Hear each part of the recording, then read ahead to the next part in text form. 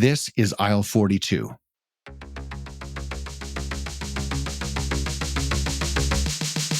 Okay, here we go. This is the first episode, and we're jumping right in with Suzie Yorke, one of the most energetic and inclusive humans on the planet. She's the founder and now board member of the wildly popular snack bar company Love Good Fats, and she's the co-founder of a new functional snack brand called FourX Better Chocolate. In this episode, Suzie takes us behind the scenes of the low-sugar, healthy fat movement, talks through the benefits of a fiber and protein-packed diet, and how vitamins, nutrients, and minerals can transform our chocolate cravings into something that's actually better for us. Suzie also dives into some really interesting nuances around sustainability and how her team works directly with cocoa farmers to make delicious chocolate that we can all be proud of. This 11-time Ironman athlete is deeply committed to making good food for people and the planet, and I know that you're going to love listening in. Okay, here we go. Let's talk about the future of food with Suzie Yorke from FourX Better Chocolate.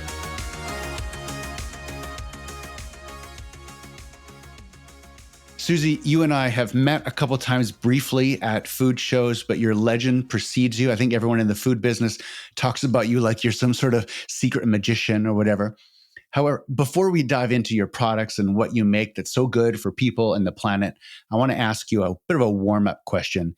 If you were to imagine the perfect grocery store, what would it look like? Oh, it's a big loaded question. I'm certainly a lover of shopping. I really, really enjoy the grocery shopping experience. So I think the perfect store has to be way more than just having the products that you like in an easy way to shop. You know, it has to be a kind of full five senses experience, make it really, really easy to find the healthiest foods, the best combination of foods, have, visual appeal to be able to see what's what and get fresh and get frozen and get some packaged foods, but that are easy to understand and pick and choose in an environment that's really, really enjoyable. So I think there's more and more stores in Quebec, for example, you walk in and there's pâtés and a whole bunch of homemade soups and homemade everything. Really the combination of all of that novelty, flavorful stuff, rich stuff. I'm a fats girl. Bring me the butter and bring me the cream and bring me the meat fats. So have the ability to see all of these great products and packaging that you can literally see and smell and even taste the foods. Like if you really want to just be able to immerse yourself. There's stores that are getting closer and closer to that, but the mass stores still have, pouches of this and boxes of that and cans of this. So we have ways to go. I like how you said immersive, the idea of it being almost a cultural experience or a culinary experience as much as it is a transactional one could be really beautiful. Yep. All right, let's get back a little bit quickly. You've been in the consumer packaged goods world for a lot of years. At the age of 51, I think you struck out on your own and created a protein snack bar company, Love Good Fats. Yes, I did. Age 50, big, bold move back then. I kind of look back, think I'm a little bit crazy. But yes, after about 25 years, 5 multinationals, I had like many maybe late bloomer entrepreneurs, the triple excuses. Oh, I don't have an idea. I don't have time. My kids are too young. Oh, you can't be a mom entrepreneur when your kids are young and I don't have money. But I smashed through those barriers as I read a book, A Big Fat Surprise, and then I was doing fractional CMO, so part-time marketing VP CMO role. And I was like, whoa, wait a minute. I can do this. There's, founders here, in Toronto and in Canada and the US, and I'm working as their right hand. I can do this. So the combination of the different dynamics aligned. And I think I just started like a little bit, like a lot naive versus what I know now. I just, was walking around with my PowerPoint and saying, hey, I'm doing, consulting. And if you need help as a, VP of marketing CMO, look, this is my portfolio. This is what I can do to help your brand in the natural space. And these are all the brands I've helped. Oh, and by the way, I have this little idea. And then I would open up my little PowerPoint, very basic, no fancy graphics, mostly more strategic plan and some of the basics. And everyone wanted to talk about my startup idea. And after about 200 meetings, I was like, well, like, would you do this? Of course, everyone was like, oh, yes, it's a great idea. Because, 2016, 2017, fats were not at the forefront. And then I would ask the follow-up question: if it was your money and you're taking your kids' university fund to temporarily fund your startup, would you do it? And then, most of the time there's a pause.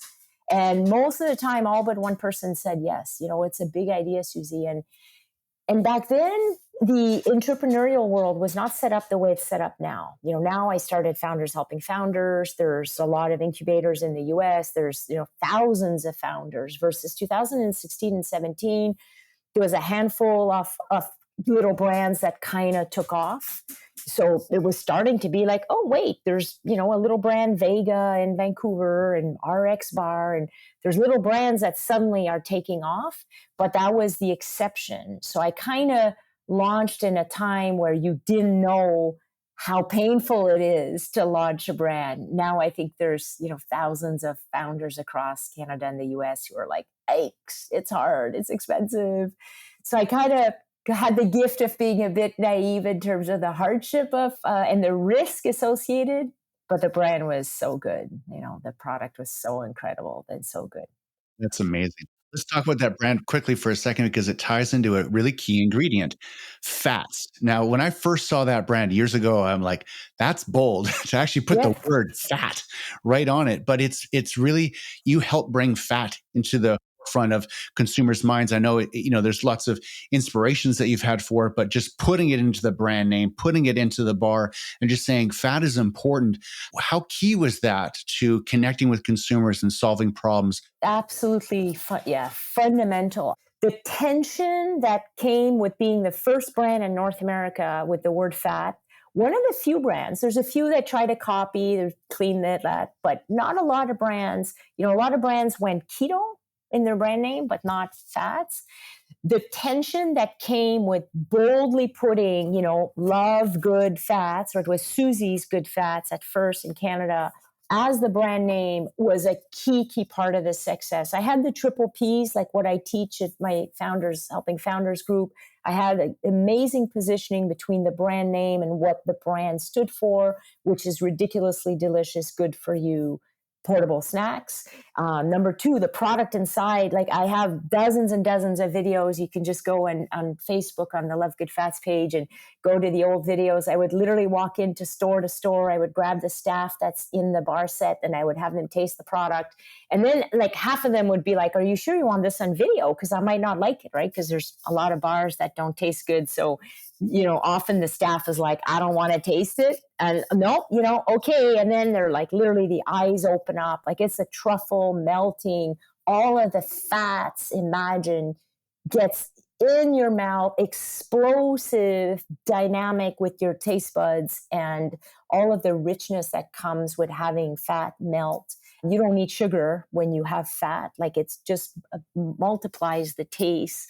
And then we had, a decent price. We were a little premium bar, but not too much. So I kind of had, the triple piece. Now I launched before keto. So I launched in 2017.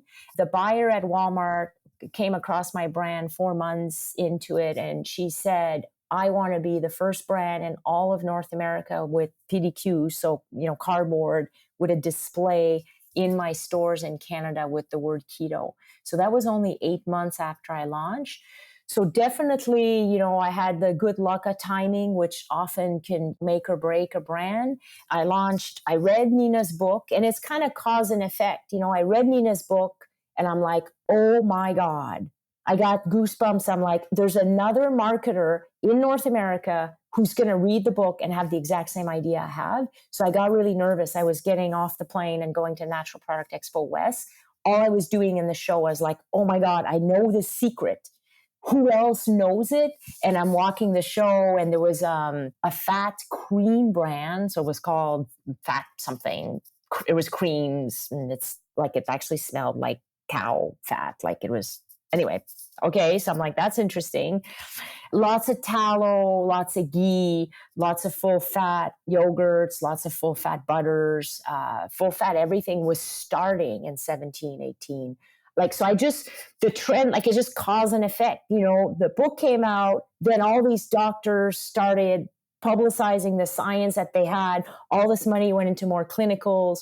The low carb group of scientists started doing get-togethers 3 times a year. So the experts of around the world were getting together in the US. So I went to like 5 of their conferences, and all they were doing is sharing all the research on high-fat diets and then keto. It was crazy because now, wait a minute, we're fielding research on Alzheimer's and cancer. And of course, weight loss, you move to a high-carb diet and you start a keto diet. Like, it's incredible the transformation you can get. You can reverse your diabetes. That's been proven in double-blind clinicals now, 3 years post. The results have been sustained. Like, it was just like, it's too good to be true. And I had worked as a VP of marketing and weight loss for 10 years. So I knew, and back when I was a VP of marketing, there was 55% obesity levels in the US. And now we were like 6 years later, and it was like 70%.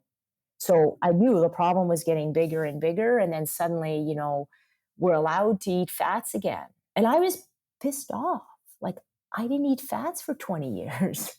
Like, I was trying to lose 20 pounds. I didn't eat fats for 20 years. I'm from Quebec. I grew up on butter and eggs and cheese and rich sauces and red meat stews.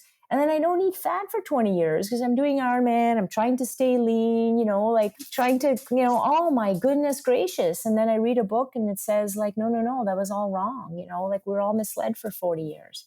So I was fired up. And you are now. Awesome. All right. So now in present day, you've started something new again, and you have a co-founder in Ecuador, and you guys are focusing on functional chocolate and on-the-go brand, 4X Better Chocolate. It's flying out of the gate. You're doing a lot of good things right down to the farmers. When you talk to shoppers about this indulgent chocolate, where do you start? I mean, there's just so many things that you have going on, but when you're at the sampling table and you're talking to people about their snacking, about their love for chocolate, because it's a passionate love many people have, like, where do you start with your story and with your product? That's definitely a challenge. As a marketer, I've been told and I've learned and I've coached that you have to have single-minded benefits. And I go and I launch a brand that literally has, 10 different benefits. At the core, my mission now is to get the word out that a bean to bar, fair trade, pure chocolate with 0 grams of sugar added is what real chocolate should be. It's healthier for you. You have more adaptogens, more flavonoids. It's a healthier, better chocolate. It's better for the farmers and it's better for the planet. So it's really about taste first and foremost. If you taste a bean to bar with beans from Ecuador and South America, grown in the little farms, they're really backyard gardens of the families, and you don't add all of the sugar, you don't process it with alkali like all the big companies, because I have to have, a Mars bar has to take like a Mars bar. So you have to add the processing agents, and then you add the natural and artificial flavors so that chocolate, which is really 50% sugar, tastes like that brand. You don't need to do any of that if you buy at the source and in a single source way the beans from the same part of, South American countries, Peru, Colombia, Ecuador, all have magic happening in their beans. And then ours are roasted on site, and then they're conched and tempered, all bean to bar in one little facility. So it comes out of the little craft factory. So little like craft beer, but craft chocolate. And they come out, wrapped. The chocolate is probably good for 5 years, but it's like 2 years life. But you literally get this on a little ocean freight. 10 days later, it's in Montreal, and it's a pure dark chocolate outside, milk chocolate inside, infused with vitamins, protein, fiber. So that's your bean to bar trade process. Bean to bar. You put that right on your package, like Yep. bean to bar, and very unique. Yeah. The other thing that blew me away is I didn't know any of this, right? And until I've been down in Ecuador, 5 trips of 10 to 14 days each. And I was a chocoholic. Like, I was kind of proud. I'm, from Quebec. I do Ironman. So therefore I can indulge in chocolate, and that's my vice. However, chocolate is really half sugar, and all of the flavonoids, the antioxidants that are one of the most powerful antioxidants, as good as any other superfood. It's called a superfood. So we put it on our new packaging. It's called, cacao superfood because it's qualified as a superfood because of how many antioxidants and flavonoids. We didn't know, like the ancient tribes knew the richness of cacao, and they drank it and they made different mixtures. And then Europe figured out you can add sugar and it tastes pretty good. Once you start eating a bean to bar with 0 grams of sugar added, that's been done well, there's like some not good tasting NSA's chocolates out there, no sugar added. I can't go back now and you give me any milk chocolate with tons of sugar, I won't even enjoy it. So my taste buds have totally, totally changed. Like I literally would do my bike ride with the goal of eating my milk. I had milk chocolate every day for 9 years. My goal was, okay, I get to have my milk chocolate today. Now that milk chocolate, even the most expensive ones, the brands that we all know about there, I won't even touch it because the taste experience, my taste buds now are craving the authenticity of the cacao, of the pure chocolate. So now I just want to get the word out. So I wrote a book. It's coming out momentarily. I think I have it on all of my packaging. Yeah, I've kind of put the little book here. There's a little scannable code, so you can just go on our website and you can scan. And I talk about the story, chocolate, like many foods, like coffees, and many foods has a sad story, right, of abuse of the farmers and children and the planet and the fields, and learning the hard way. And now we have entities like Fair Trade. It's Fair Trade Month, so my post today was on Fair Trade. But I'm trying to do my part to get the word out. And the big thing I'm trying to do is bean to bar. Despite thousands of great marketers in North America, there's no other marketer that's done what I am trying to do, is to get the word out that a bean to bar product will be more antioxidants, healthier, tastier, better for the fields, better for the families, better for the farms. So that's my next mission, to change the world. I like how you go when you get on, man. You're just hitting all my questions. It's taking my job away from me. I love it. It's fantastic. Talk to me about eating occasions. Like, who's really diving into your chocolate snacks? Like, when are people consuming it? What's sort of some of the play there? Well, it's really interesting. The other kind of forefront thing we're doing is function versus flavor. So as a marketer, a brand builder, I've worked on so many brands. I know about flavor and love good fats. I absolutely know you launch a peanut butter chocolate, a coconut, a double chocolate. Like there's the basics that you have to launch. That's just kind of what consumers want. You can have some niche flavors, but they're going to be niche. No, go with the basics so that people can try, and there's flavor profiles. But here I have function. So I have the function of a pure chocolate with protein, the protein me. And the protein me is infused with 8 grams of protein per small little 40-gram portion, and glucosamine and fiber. And they all have MCT oil because that's the best oil out there for your brain, etc. And you feel full longer. So you have the function of a filling pure chocolate snack. No one's ever done that, a functional chocolate. But I also had the function of energy. So infused with some B12 and some caffeine in an espresso flavor. And I have the function of just, a baby multivitamin. It's called Vitamin Me. It's the purple box. And then the function of Beauty Me, which is infused with biotin, and we're just adding collagen to it. So function versus flavor, you can see quickly a matrix of like 10 different ideas. We had to be choiceful. We know that consumers start with flavor, but we also have a brand that has function.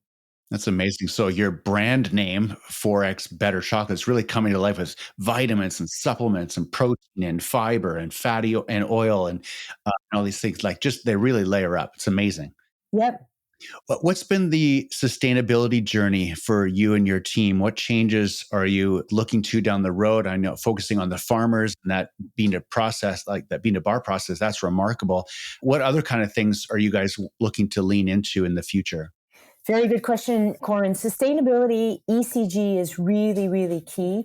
It's a journey. For startups, it's really challenging. So first and foremost, getting the word out on bean to bar makes a big difference, and the fair trade associated with that.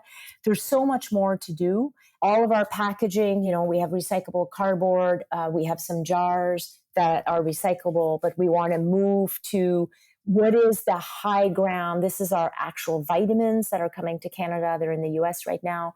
What is the high ground to change the game in vitamins so that instead of taking, a jar of vitamins, ours is a unique shape, but it's still a jar. We're looking at some options that are even more eco-friendly than jars. There's a whole bunch in the process from the farm to the air drying and the fermentation, and then all the way to the plant. There's some opportunities there. It's still, trucks and trailers. After that, we're already on boats. So I think that that's kind of where a lot of companies are looking to move to. We don't want anything flying up in the air. So it really is the full spectrum. And then it's holding, our partners accountable to having high ECG scores in their own enterprises.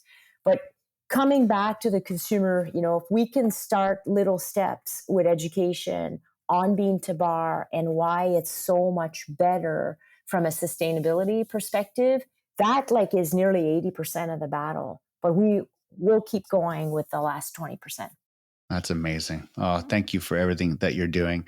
Where can people find FourX Better Chocolates, and where can they follow you guys and connect with your team online? Well, the websites and the Instagrams and all of our handles are thebetterchocolates.com.ca. So The Better Chocolates. We don't have the 4 at the beginning of the name. We're in about 400 stores already in Canada, and we're rolling out in a whole bunch more stores. We just are starting to be on Costco.ca. We're on well.ca, healthyplanet.ca. So online, we're going to be on Amazon.ca and .com shortly. So more and more easy to get in. Some of those websites have, 99% distribution to Canadian homes and in the US. And so, but buying us from our website is the easiest. Going to your neighborhood store and saying, hey, can you bring in these, 4X Better Chocolates, is certainly helping the small startup. And that helps us. So we're in a bunch of Loblaws. We're rolling into some Sobeys. We're in a bunch of banners in Quebec. We're in all the natural health food banners, of course, Good With Me, Healthy Planet, Nature Source, all of the phenomenal banners that are supporting us. So we're very, very pleased and grateful. That's awesome. Well, I just placed an order off well.ca for your product. Perfect. I tried Instacart, but my Instacart driver texted me like, oh, it's all sold out. Sorry. Oh, which store was it? It was Superstore, Canadian Superstore. Oh, my goodness. Okay. Good to know. Yes, we should be getting another PO on Monday to refill that. Perfect. Oh, knock on the manager's door like, hey. Perfect. Thank you very much. That's fantastic. Well, thank you for all you're doing for the planet and for people and for making such a wonderful product. And it is all really beautiful. And your energy and charisma is it's infectious. I think you're a real charm. And thank you for all you're doing. And thanks for the podcast, and happy to be part of it and share the good word out there. Wonderful. Thank you, Suzie. Take fun. Thanks for listening. How fun was that? Suzie really is an amazing entrepreneur and human, and it was so cool to hear how she's making the future brighter through food. The next time you're shopping online or at the grocery store, grab a box of FourX Better Chocolate and be sure to follow their journey on social. And now it's your turn. Do yourself a favor. Open a web browser, head on over to aisle42podcast.com and enter our monthly draw for a $250 grocery gift card. And do the math. We're a new show, so I'd say your chances are really good here out of the gate. Okay, that's it. I'll see you in the future.